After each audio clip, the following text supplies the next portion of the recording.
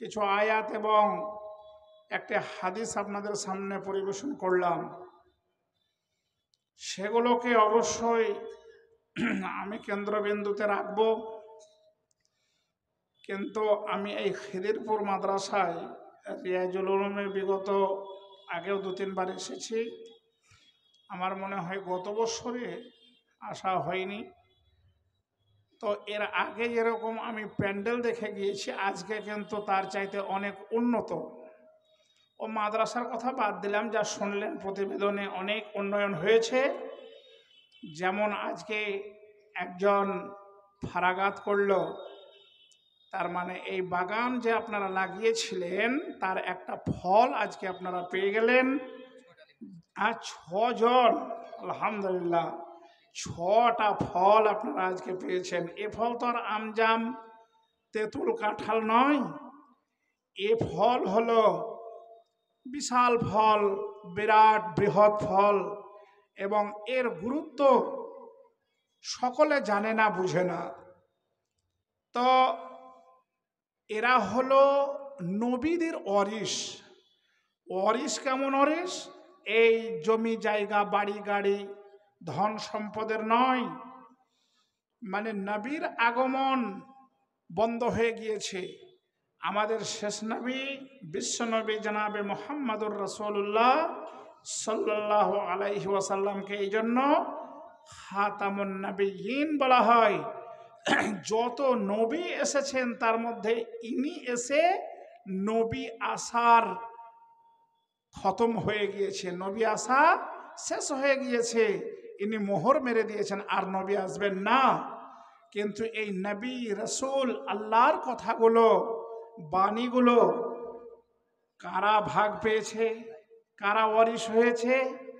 এই ওয়ারিশ হচ্ছে এই ওলামায়ে হযরত, ওলামায়ে দ্বীন। তো এ আজকে যে এরা ফারেক 6 জনের হয়েছে, এদের মাথায় বিশাল দায়িত্বভার আজকে দেওয়া হয়েছে। তারা 10টি বৎসর অধ্যয়ন করেছে। তারা মাদ্রাসায় শিক্ষকদের সামনে কেমন ভাবে মানে চলাফেরা করেছে, কে বা আদব কে বেআদব, সব শিক্ষকদের নজরে নখদর্পণে হয়েছে। এবং যে ছেলেটা সবচাইতে আদব এবং লেহাজের দিক দিয়ে সকল আসাতেজার দৃষ্টি আকর্ষণ করেছেন, সে আজকে পুরস্কার প্রাপ্ত হয়েছে, আলহামদুলিল্লাহ। তারপরে 3 জনকে দেওয়া হলো। এই 3 জন ছেলেই হলো আখলাকি। তারা এখন থেকে যদি বা আখলাক হয়, নিশ্চয় গ্রামের কাছে, দেশের কাছে, সমাজের কাছে এদের আখলাক চরিত্র নিশ্চয় একটা শিক্ষা দেওয়ার মতো হবে। আমাদের সকলকেই বা আখলাক হতে হবে, বিশ্বনবীর চরিত্রে চরিত্রবান হতে হবে। এই শিক্ষা, এই কথাগুলো উলামায়ে ইকরামরা খুতবার মাধ্যমে, সেমিনারের মাধ্যমে, তবলিগি জলসায় এবং মাদ্রাসা মসজিদের জলসায় বলে থাকেন। ভাইয়ের আমার, এই মাদ্রাসার পরিকাঠামো ধীরে ধীরে যে উন্নয়নের দিকে যাচ্ছে, তা তো মাদ্রাসা থেকে বুঝতে পারলাম। এই প্যান্ডেল দেখে কিন্তু আমি আরো বুঝলাম। প্যান্ডেল আগে তো এত ঘেরা, এত চকমকা, ঝাঁ চকচকা এরকম রোড লাইট ছিল না। আগে খালি খালি অন্ধকারে দেখতেই পেতাম না শ্রোতা। তো এদিক দিয়ে উন্নয়ন যখন হয়েছে, তার মানে সব দিকে উন্নয়ন হবে। একবার জোরে বলুন আলহামদুলিল্লাহ। আমার মায়েরা রয়েছেন পর্দার অন্তরালে বসে, ওনারা মনে মনে ভাবছেন, আল্লাহ, যে বক্তা আসছে খালি তো দেশ দুনিয়ার কথা, ভূমিকম্পের কথা, শেয়ার বাজার ধসের কথা ইত্যাদি কোরআন হাদিসের কথা দিয়ে বলছেন, আমাদের ব্যাপারে কেউ কিছু বলে না। তো আমরা কি আরো একবারে অতল তলে তলিয়ে গেলাম নাকি? কিন্তু মায়েদের যে কদর, মায়ের যে মর্যাদা, যে গুরুত্ব আছে ইসলামে, এ বলতে গেলে ঘন্টার পর ঘন্টার দরকার। কিন্তু আমি অত বলতে সময়ও আমাকে দেবে না, আমি পাবো না, আমার ডিউটি আলাদা আছে। তার ফাঁকে কিছুক্ষণ 2-1টি হাদিস দ্বারা আমার মায়েদের সহ আপনাদেরকে আমি জানাতে চাই যে এই মায়ের জাত, যাদেরকে আমরা অবহেলার পাত্রী মনে করি, ভোগের পাত্রী মনে করি, এই মায়ের জাতের সম্মান আল্লাহ পাকও দিয়েছেন, বিশ্বনবী দিয়েছেন। ইসলামে এই মায়েদের কি মর্যাদা! আমি খুব সংক্ষেপে সরাসরি বিনা ভূমিকায় দু একটি হাদিস আপনাদের সামনে তুলে ধরে যে আল্লাহকে মায়েদের মধ্যে খুশি করতে পারবেন, আল্লাহ ওয়ালি হয়ে যাবেন, নেককার হয়ে যাবেন, পদ্মিনী হয়ে যাবেন, তাদের ইজ্জত আল্লাহর কাছে অবশ্যই আছে। তার প্রমাণ বুখারী মুসলিম থেকে আমি এই দু একটি দেই। তারপরে ঠিক আমি আমার যে দায়িত্বভার আছে এবং আমি যে আয়াতগুলো পড়লাম, হাদিসটি পড়েছি, এগুলোর অনুবাদ করে আমি ঠিক সময় আমার যথারীতি ডিউটিতে আমি ফিরে আসবো ইনশাআল্লাহ। দেখুন, বিশ্বনবী জনাবে মুহাম্মাদুর রাসূলুল্লাহ সাল্লাল্লাহু আলাইহি ওয়াসাল্লাম তিনি বলেছেন, এটা মুসলিম শরীফ দ্বিতীয় খণ্ডের হাদিস, যে পুরুষদের মধ্যে অনেক পুরুষ সে কামালিয়াত অর্জন করেছে, পূর্ণতা অর্জন করেছে, কিন্তু মহিলাদের মধ্যে দুজন মহিলা তারা পূর্ণতা অর্জন করেছে। এটা হলো বিশ্বনবীর পবিত্র জবানের কথা। তারা কারা? বিশ্বনবী বলছেন যে সে যুগে ছিল মারিয়াম বিনতে ইমরান, ইমরানের কন্যা মারিয়াম, আর এ যুগে বিশ্বনবী বলছেন মানে আমার যুগে, আমার জীবদ্দশায় এখন একজন মহিলা পূর্ণতা অর্জন করেছে, তার নাম হলো খাদিজা বিনতে খুয়াইলিদ। খাদিজার আব্বার নাম খুয়াইলিদ, আর এই জন্য আরব ভূমিতে নারী পুরুষের নামের সঙ্গে তার পিতার নামকে সংযোগ করা হয়। এই জন্য বললাম মারিয়াম বিনতে ইমরান, মারিয়ামের পিতার নাম ইমরান, আর খাদিজা বিনতে খুয়াইলিদ, খুয়াইলিদের কন্যা খাদিজা।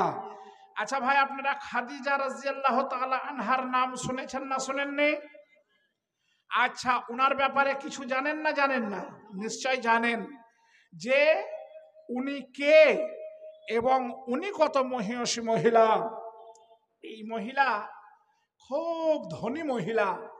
তার স্বামী মারা যায়, সেই সময় বিশ্বনবীকে সে নিজেই বিবাহের পায়গাম দান করেন। তখন খাদিজার বয়স হচ্ছে 40 বছর, আর বিশ্বনবীর বয়স কত? কেবল 25 বছর। আল্লাহু আকবার। আমাদের সমাজের আমরা যারা ভাবি যে না, ছেলের বয়সটা, জামাইয়ের বয়সটা বেশি হতে হবে, অন্তত পক্ষে 2-5 বছর, মেয়ের বয়সটা কম না হলে বিয়ে দেওয়া যাবে না, এটা আমাদের মনের চিন্তা ভাবনা, নিজের ইজতিহাদ। আমরা মেয়ের ভালাই সুখের জন্য এটা ভাবি, কিন্তু যদি মেয়ের বয়স বেশি হয়, ছেলের বয়স কম হয়, এতে শরীয়তে কোনো অসুবিধা নাই, কোনো এতে বাধা বিঘ্ন নাই, এটাও আপনি দিতে পারবেন, কোনো অসুবিধা হবে না। তো এই হযরতে আয়েশা নাই খাদিজা রাদিয়াল্লাহু তাআলা আনহা বিশ্বনবীর প্রথমা স্ত্রী। উনি যতদিন জীবদ্দশায় ছিলেন বিশ্বনবী আর কোনো মহিলাকে বিবাহ করেননি, অথচ বিশ্বনবীর সর্বমোট স্ত্রী কটা ভাই? যে আরে জোরে বলুন না, ভুল ভালো হোক, কোনো অসুবিধা নাই। 11টা। 11টা। বিশ্বনবীর সর্বমোট স্ত্রী কটা বললাম? জেনে রাখুন, 11টা। কিন্তু হযরতে খাদিজা রাদিয়াল্লাহু তাআলা আনহা যতদিন জীবদ্দশায় বেঁচে ছিলেন উনি কোনো মহিলাকে দ্বিতীয় স্ত্রী হিসাবে বিবাহ করেননি। বিশ্বনবীও তার মর্যাদা অক্ষুণ্ণ রেখেছিলেন। আল্লাহু আকবার। তো এই খাদিজার মর্যাদা কেমন ভাবে বহিঃপ্রকাশ হচ্ছে দেখুন। এটাও মুসলিম শরীফ দ্বিতীয় খণ্ড হযরতে খাদিজার ফাজাইলের বাবে এসেছে যে একদিন আল্লাহ পাকের নবীর নিকটে হযরতে জিবরিল আমিন ফেরেশতা উনি ওহী নিয়ে আসলেন। তো ওহী নিয়ে এসে বিশ্বনবীর সম্মুখে ওহী অবতরণ হচ্ছে। তো ওহী যখন নাজিল হয়ে গেল তখন হযরতে জিবরিল আমিন বলছেন, কি বলছেন? ইয়া রাসূলুল্লাহ, ইয়া হাবিবাল্লাহ, আপনার স্ত্রী খাদিজা বিনতে খুয়াইলিদ রাদিয়াল্লাহু তাআলা আনহা আপনার জন্য একটা পাত্র নিয়ে আছেন, সেই পাত্রে খাবার আছে, সেই পাত্রে তরকারি আছে, পানীয় দ্রব্য আছে। আমি চলে গেলে আপনাকে এই খাবারগুলো উনি খেতে দেবেন না, অপেক্ষা করছেন। ফলে আমি যখন চলে যাব আপনার প্রিয়তমা পত্নী আপনার নিকটে চলে আসবেন। তো যখন আপনার নিকটে খাদিজা আসবেন তখন আপনি এই শুভ সংবাদটা খাদিজাকে দিয়ে দিন। কি শুভ সংবাদ ছিল? আমাদের শুভ সংবাদ বলতে চাকরি বাকরি, কোনো ভালো খবর, টাকা পয়সা ধনমাল বেড়ে যাওয়া ইত্যাদি ইত্যাদি, এগুলাই ভালো খবর। কিন্তু হযরতে খাদিজার জন্য জিবরিল আমিন ফেরেশতা হযরতে মুহাম্মদুর রাসূলুল্লাহ সাল্লাল্লাহু আলাইহি ওয়াসাল্লামকে বলে চলে যাচ্ছেন যে আপনি এই খবরটা দিয়ে দিন। খবরটা কি ছিল ভাই? হযরতে জিবরিল আমিন বলছেন, ইয়া রাসূলুল্লাহ, এই খাদিজা বিনতে খুয়াইলিদকে আল্লাহ পাক রব্বুল আলামিন সালাম দিয়েছেন। ফলে আল্লাহর পক্ষ থেকে আপনি খাদিজাকে সালামটা বলে দিয়েন। নারে তাকবীর। কে সালাম দিয়েছে ভাই? তো আপনারা যে আল্লাহু আকবার বললেন না, মনে হলো যে কেন এতে আপনাদের খুব ভালো লাগলো না। সালাম দিচ্ছেন খাদিজা রাদিয়াল্লাহু তাআলা আনহাকে স্বয়ং আল্লাহ পাক জিবরিলকে বলে পাঠিয়েছেন সালাম। জিবরিল আমিন বিশ্বনবীকে বলছেন আপনার স্ত্রী আসলে আপনি আল্লাহর পক্ষ থেকে সালামটা দিয়ে দেবেন। একবার জোরে আলহামদুলিল্লাহ বলা যাবে না? তো আল্লাহর যে সালাম পায়, এই মহিলা কত বড় সম্মানী, কত বড় ইজ্জতের মালিক, আল্লাহ তাকে কত পছন্দ করেছেন, তার উপরে কত রাজি হয়েছেন, এ কি ভাবা যায়? আর আমাদের তো বাড়ি গেলে স্ত্রীতেও পুরুষকে সালাম করে না, করে? বাড়ি আসবেন বাইরে থেকে তো স্ত্রী এসে বলবে যে আপনাকে আসসালামু আলাইকুম। আছে এমনও পরিবার আছে যে স্ত্রীকে ফোনের শুরুয়াতেই বলবে আসসালামু আলাইকুম দিয়ে কথা বলবে। সেরকম তালিম তারবিয়াত, সেরকম শিক্ষা দীক্ষা পরিবেশ তৈরি করতে হবে, তবে না। আর না আমরা বাড়ি ঢুকি তখন সালাম দেই বাড়িতে, আর না বাড়িওয়ালি আমাদেরকে সালাম দেয়। তো আল্লাহর তো দূরের কথা, নিজের স্ত্রীর সালাম পেয়ে না ছেলে সালাম দেয় না, জামাইয়ে সালাম দেয় না, ভাইয়ে সালাম দেয় না। তো আমরা তার তুলনায় কত বড় হতভাগা হয়ে আছি। তো আমাদের চাইতে এরকম মহিলারা কত গুণ এগিয়ে আছেন বন্ধু আমার। হযরত জিবরিল বললেন যে আল্লাহর পক্ষ থেকে এবং আমার পক্ষ থেকেও খাদিজা রাদিয়াল্লাহু তাআলা আনহাকে সালাম বলে দিয়েন। এটা ভালো খবর না খারাপ খবর? জোরে বলুন। তো এর চাইতেও ভালো খবর শুনুন। এটা তো সালাম হয়ে গেল, সালামের পর কালাম হয়। আগে কালাম হয়ে পরে সালাম হয় না। আসসালামু ক্বাবলাল কালাম, সালাম হবে কালামের আগে, মানে আগে সালাম তারপরে কালাম।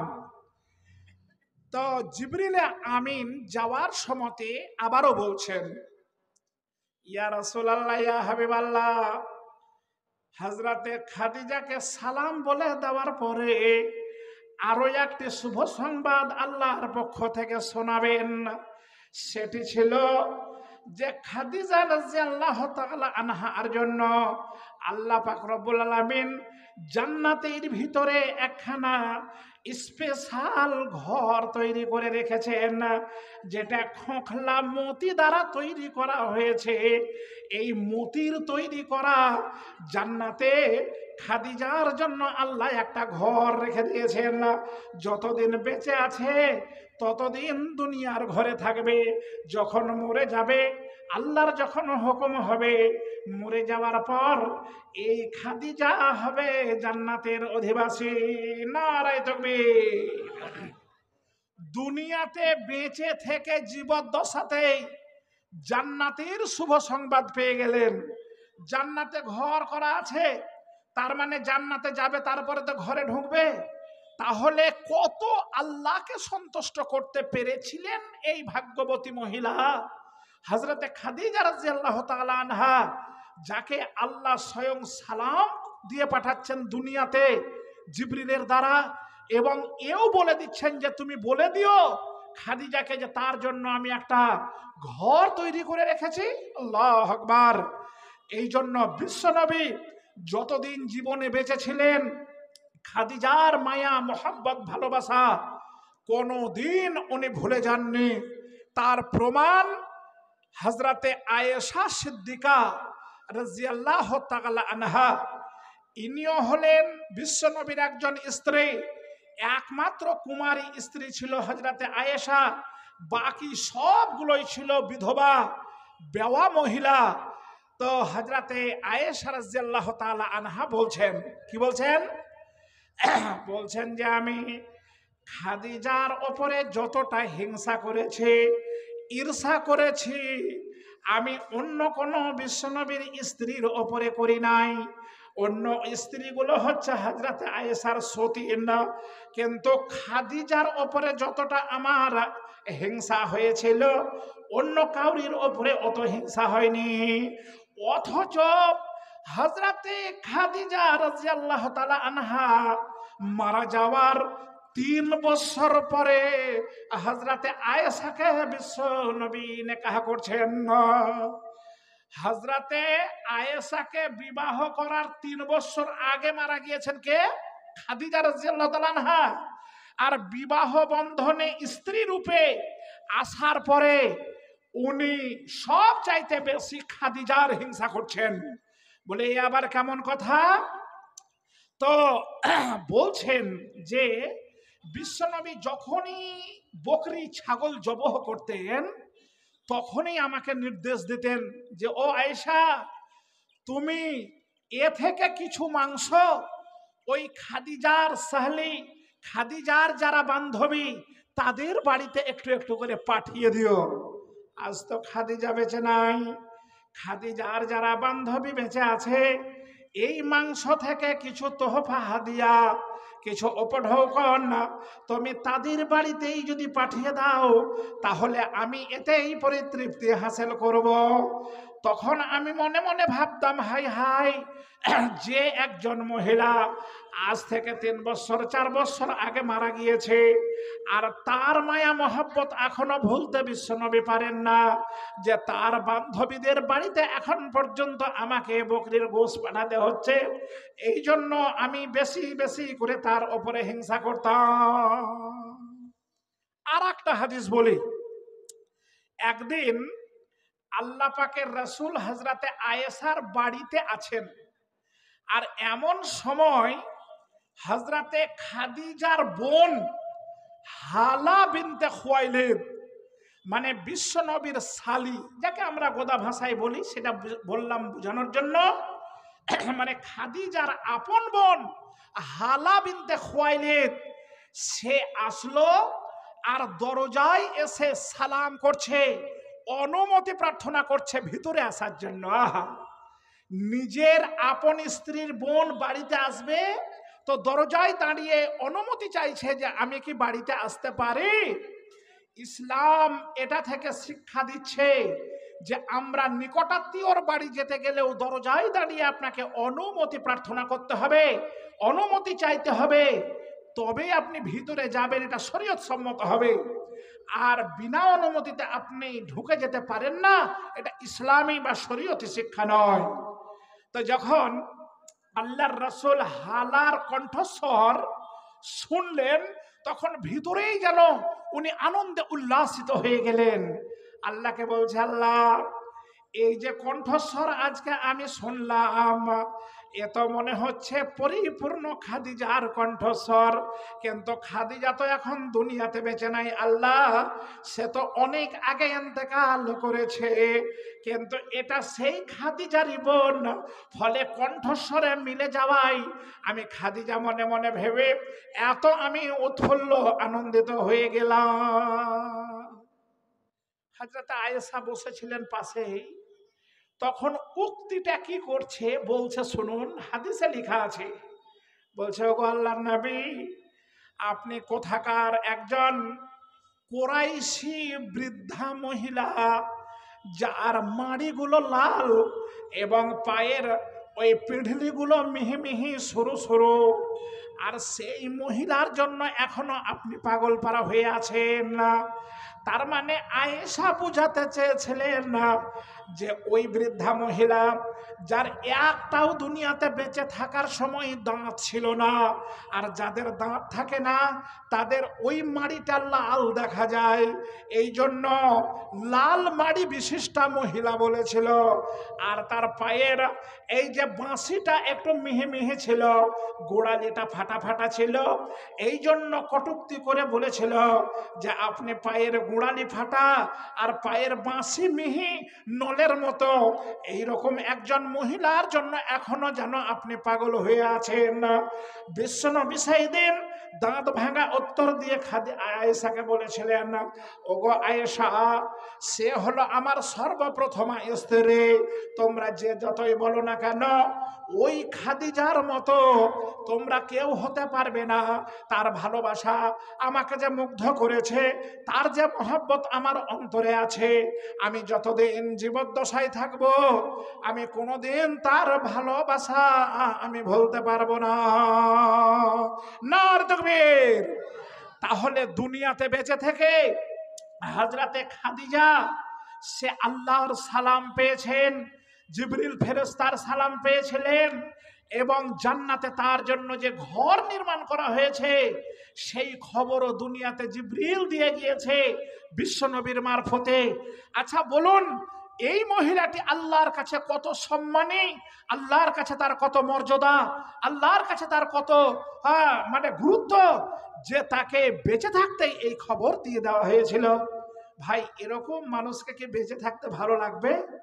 এ মনে মনে ভাববে যে আমি কখন মারা যাব, মারা গেলেই তো আমি জান্নাতে যেতে পাবো, তার সব সময় মৌতেরই তামান্না থাকবে। আর একটি হাদিস আপনাদেরকে শোনাবো, যে জীবনে বেঁচে থেকে মৃত্যুর সংবাদ যদি নিজের কেউ শুনতে পায়, তাহলে দুনিয়াতে হাসবে না কাঁদবে? যে এই দুনিয়ায় বর্তমান রঙিন জামানায় যদি ডাক্তারে বলে দেয় যে এর আর 72 ঘন্টা টাইম, তারপরে মারা যাবে, তখন সবাই বলবে রুগীকে শোনায়ও না। মানে শুনাইলে 72-এর জায়গায় ও হার্ট ফেল করি একদিনেই শেষ হবে, এরকম হবে না? হবে না? তার মানে এত টেনশন, মরতে হবে, সে হার্ট অ্যাটাক করে দেবে। আল্লাহু আকবার। কিন্তু সেই জামানার মহিলাদের মধ্যে অন্যতম একজন মহিলা, যে নিজের মৃত্যুর সংবাদ শুনে তিনি হেসেছেন, এরকম একটা মহিলার কথা আপনাদেরকে এক্ষুনি শোনাবো ইনশাআল্লাহ। আপনারা শুনতে রাজি আছেন না ছেড়ে দেব? যে হ্যাঁ বলেন নাও বলেন, মানে নিউট্রাল। শোনালে ভালো, না শোনালে কোনো আপত্তি নাই, এই তো ব্যাপার নাকি? আচ্ছা, তো যাক। আর একটা হাদিস শুনুন। একদিন আল্লাহ পাকের রাসূল বিছানায় শুয়ে আছেন, তখন তিনি অসুস্থ, শেষ সময়ের দিকে, আর ওনার সমস্ত স্ত্রী আশেপাশে বসে আছেন। এমন সময় বিশ্ব নবীকে দেখা করার জন্য তার কলিজার টুকরা হযরতে ফাতেমা রাদিয়াল্লাহু তাআলা আনহা আসলেন। হযরতে ফাতেমার হাঁটুনটা ছিল সেম বিশ্বনবীর মতো, মানে বিশ্বনবী যেমন করে হাঁটতেন পেছন দিক থেকে দেখলে মনে হতো একদম পুরো বিশ্বনবী হাঁটছেন। তার সবচাইতে ছোট কন্যা হযরতে ফাতেমা রাদিয়াল্লাহু তাআলা আনহা, তিনি দেখা করতে এলেন কাকে? আব্বা জানকে, অসুস্থ আছে। যখন বিশ্বনবী দেখলেন যে আমার ছোট বেটি, আমার ছোট কন্যা কলেজার টুকরা হযরতে ফাতেমা আমাকে দেখা করতে এসেছেন, তখন কিন্তু তাকে মারহাবা জানালেন, মুবারকবাদ দিলেন, তারপরে তার সন্নিকটে ডেকে নিলেন। হযরতে ফাতেমাকে মারহাবা মুবারকবাদ জানিয়ে কাছে সব স্ত্রীদেরকে সরিয়ে অ্যাভয়েড করে উনি চলে এলেন আব্বার নিকটে। হাদিসে দুরকম পাওয়া যায়, কোন বর্ণনায় আছে ডান সাইডে বসালেন, কোন বর্ণনায় আছে যে বাম সাইডে বসালেন। যেটাই হোক না কেন, প্রথমত হযরতে ওই মানে হযরতে ফাতেমা রাদিয়াল্লাহু তাআলা আনহাকে কানে কানে যেন কিছু বললেন না। আর কানে কানে কিছু বলার পরেই ওই ফাতেমা হাউমাউ করে কাঁদতে আরম্ভ করলেন। হযরতে ফাতেমা অঝোর নয়নে কান্না করছেন, আর বেদনা চেপে না রাখতে পেরে কোনো সময় ফুঁপড়িয়ে কেঁদে উঠছেন। বিশ্বনবী তাকিয়ে দেখছেন যে আমার মেয়ে এই কথা শুনে এত মানে বেচैन হয়ে গেল, এত ব্যস্ত হয়ে গেল কান্নায়, সে তো ভেঙে পড়েছে। আবার ডাকলেন, ডাকার পরে যেন অপর কানে কানে কিছু বললেন, আর দ্বিতীয়বার কানে কানে বলার পরে তিনি হাসতে আরম্ভ করলেন। বিশ্বনবী তার আপন মেয়েকে প্রথমে যেন কানে কানে চুপি সারে কিছু বললেন, তখন তিনি কাঁদলেন, আর দ্বিতীয়বার ডেকে যখন কিছু বললেন তখন তিনি হাসলেন। তো এবারে এটা জিজ্ঞাসা করতে মন চাইবে কি চাইবে না, যে তোমাকে কি এমন বললো যে তুমি কাঁদলে, আর পরে আবার কি বললো যে তুমি হাসলে? এটা সবারই কৌতূহল জাগবে। কেউ কিছু না বললেও হযরতে আয়েশা সিদ্দিকা রাদিয়াল্লাহু তাআলা আনহা ফাতেমা রাদিয়াল্লাহু তাআলা আনহাকে ডেকে বলছেন যে ওগো ফাতেমা, এমন কি বিশ্বনবী তোমাকে প্রথমে বলেছিলেন যাতে তুমি কেঁদে পাগল পারা হয়ে গেলে, আর তার কিছুক্ষণ পরে আবার এমন কি মন্ত্র তোমার কানে দিল, এমন কি বললেন যাতে তুমি এখন স্বতঃস্ফূর্ত মনোভাব নিয়ে হাসতে লাগলে? এই খবরটা তুমি আমাদেরকে দিয়ে দাও। সুবহানাল্লাহ। বাপজি বলছে এত ওয়াজ করা যাবে না, এটা রাখতে হবে। ও আচ্ছা আচ্ছা, ঠিক আছে। মানে এইগুলা দিয়া মানে আমার জান খালি হাওড়া শিয়ালদা, বুঝতে পারছেন তো? তো যাক, উন্নতি কল্পে জলসা আছে, তবলিগি জলসা নয়। সেই হিসাবে পয়েন্টের ওপরে যে আলোচনা আমি বাড়িয়েই যাব এ করা যাবে না। তবে আমি আজকে মায়েদের মর্যাদা গুরুত্ব সম্পর্কে সহি হাদিস থেকে কোনো বাজে কথা না বলে দু চারটি আপনাদেরকে আজকে তোহফা দেওয়ার ইচ্ছা এরাদা করেছি বলে, আর এই হাদিসটা খালি শুনেলেন, তারপরে সুবহানাল্লাহ এরকম যদি খবর আসে তো আর কি ওয়াজ করা যায়? শুধু টাকার টাকা, হাইরে টাকা। তো ঠিক আছে, তবে একটা মোটা টাকা আমার হাতে না দিলে ওই ইঞ্জিন গরম ধরবে না, খালি সাদা কাগজ দিয়ে পাঠাইলে হবে না। মাঝে মাঝে টাকা গিলাও হাতে দিতে হবে। হ্যাঁ ঠিক আছে, ডানে বামে সামনে পেছনে তো বোধহয় নাই, তাও চেয়ার আছে, কেউ থাকলে থাকতেও পারে। তাহলে ডান বাম আর সামনে আর পেছন। তো যাই হোক, আমি বলবো ফাতেমাকে যখন আয়েশা রাদিয়াল্লাহু তাআলা আনহা এটা জিজ্ঞাসা করলেন, তখন বয়সে অল্প হলেও তার বুদ্ধি কত, যে উনি জবাবে কি বলছেন? বলছেন, আম্মাজান আপনারা এখানে বসে আছেন, তারপরেও যখন আমাকে কানে কানে বলেছেন আমার আব্বা, তখন আমি আপনাদেরকে এই খবর কখনোই শোনাতে পারবো না। যদি আমার আব্বা আপনাদেরকে শোনানোর ইচ্ছাই থাকতো তাহলে আমাকে কানে কানে না বলে তো জোরেই বলতে পারতেন, তাহলে আপনারাও শুনে নিতেন আর আমিও শুনতে পেতাম। কিন্তু আমার আব্বা যখন আমার কানে কানে চুপি চুপি বলেছেন, তখন এ খবর আমি কখনোই আপনাদের শোনাতে পারবো না।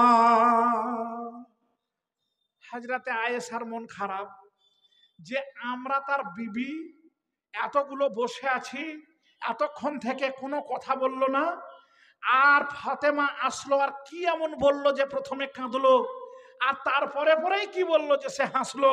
তো এইটা শোনার জন্য খালি জান ব্যাকুল, ছটফট করছে। কিন্তু কেউ যদি কোনো খবর কাউকে না শোনায় তো ওকে মেরে শোনাইতে পারবে? কখনোই পারা যাবে না। তো উনি চুপচাপ হয়ে গেলেন। এইবারে হযরতে ফাতেমাও আপন বাড়ি চলে গেলেন। কয়েকদিন পরে বিশ্বনবীর ওফাত হয়ে গেল, ইন্তেকাল হয়ে গেল। ইন্না লিল্লাহি ওয়া ইন্না ইলাইহি রাজিউন। তিনি সারা পৃথিবীর মানুষকে সঠিক পথ, মত, আদর্শ, চরিত্র এবং কি করতে হবে কি করতে হবে না সমস্ত জিনিস ইসলামের পরিপূর্ণতা হওয়ার পরে তিনি এই পাপের দুনিয়া ছেড়ে আখিরাতে আল্লাহর ডাকে পাড়ি দিয়ে দিলেন। আল্লাহু আকবার। মারা যাওয়ার পরে সক্তাব পালন হয়ে গেল, তখনও হযরতে আয়েশা ভুলে যাননি। এইবারে একদিন আবার ডেকে জিজ্ঞাসা করছেন কাকে? ফাতেমাকে। বলছে, ওগো ফাতেমা, তুমি তো একদিন জিজ্ঞাসা করেছিলাম, তুমি বলো নাই, কিন্তু এখন তো আর তোমার আব্বা জীবিত নাই, এখন মারা গিয়েছেন, কিন্তু আমার প্রাণটা লেগে আছে সেই দিন থেকে যে তোমাকে এমন কি কথা প্রথমে বলেছেন বিশ্বনবী যাতে তুমি কাঁদলে, পরক্ষণে আবার কি এমন বললে যে তুমি হাসলে, এইটা তুমি এইবার আমাকে শোনাও। তো হযরতে ফাতেমা বলছেন, হ্যাঁ, আমার আব্বা যখন আর নাই তখন এবারে আপনাদেরকে আমি বলতে পারি, এইবারে যদি শুনবেন তো শুনেন। সবাই উদ্গ্রীব হয়ে আছে, চাতকের মতো চেয়ে আছে, কি না জানে বলেছে সেটা শোনার জন্য। তো কি বলছেন? হযরতে ফাতেমা বলছেন যে আমি যখন প্রথমে এলাম, আমাকে ডেকে কানে কানে যে কথাটা আমার আব্বা বলেছিলেন সেটা হলো এই, বলে, ওগো আমার কলেজার টুকরা, আমি কয়েকদিনের মধ্যেই তোমাদের কাছ থেকে বিদায় নিয়ে নেব, তুমি কোন রকমের এই নিয়ে মন খারাপ করবে না, কিন্তু আব্বা চলে যাবে এই খবর আমি শুনতে পেয়ে নিজেকে আর কন্ট্রোল করতে পারলাম না, সেই জন্য আমি তখন কান্না করলাম।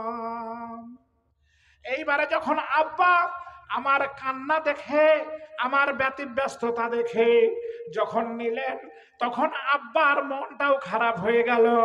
তখন আব্বা দ্বিতীয়বারে আমাকে ডেকে অপর কানে কানে যে কথাটা বলেছিলেন সেটা হলো এই যে, ওগো আমার কন্যা ফাতেমা, তুমি কি এতে রাজি নও? এতে কে তুমি খুশি নও? এতে কে তুমি আনন্দিত নও যে আমার মরে যাওয়ার পরে, আমার চলে যাওয়ার পরে আমার আহলের মধ্যে সর্বপ্রথম আমার সঙ্গে তুমি মোলাকাত করবে? এটা হলো প্রথম খুশির খবর। আর দ্বিতীয় খুশির খবরটা ছিল এই যে যত পৃথিবীতে মুমিনা নারী আছে, এই মুমিনা নারীদের তুমি কিয়ামতের কোটে জান্নাতে তুমি তাদের সর্দারিনী হবে, তুমি তাদের লিডার হবে, তুমি তাদের গাইডার হবে। এই কথা কি তুমি, এই কথা থেকে তুমি আনন্দিত নও? তখন আমি হেসে ফেললাম যে হাই হাই, আমি মরে যাওয়ার পরে আমি সারা পৃথিবীর মুমিনা ওই মহিলাদের, রমণীদের আমি সর্দারিনী হব, এত বড় ভাগ্য আমার। সেই জন্য আমি আনন্দে আর ধরে রাখতে পারলাম না, তখন আমি আব্বার সামনে আমি হাসলাম। নার দেখবে। তাহলে বিশ্বনবী তার আপন কন্যাকে মৃত্যুর প্রাক্কালে বলে গিয়েছেন যে, ও কন্যা তুমি কেঁদো না, তুমি মরে গেলে তুমি সমস্ত মহিলাদের সর্দারিনী হবে, আর আমার পরে তুমি সর্বপ্রথম মুলাকাত করবে আমার সঙ্গে, আমার চলে যাওয়ার পরে তুমিই যাবে এই পাপের দুনিয়া ছেড়ে। তাহলে এরকম বলতে বলতে যদি এক দুই করে বলা যায় রমণীদের, মহিলাদের মর্যাদা, কদর, ইজ্জত, সম্মানের, তাহলে অনেক আলোচনা লম্বা চওড়া হয়ে যাবে। আমি তো হযরতে খাদিজা এবং হযরতে ফাতেমার কথা দুটো বললাম, আরো আছে। তার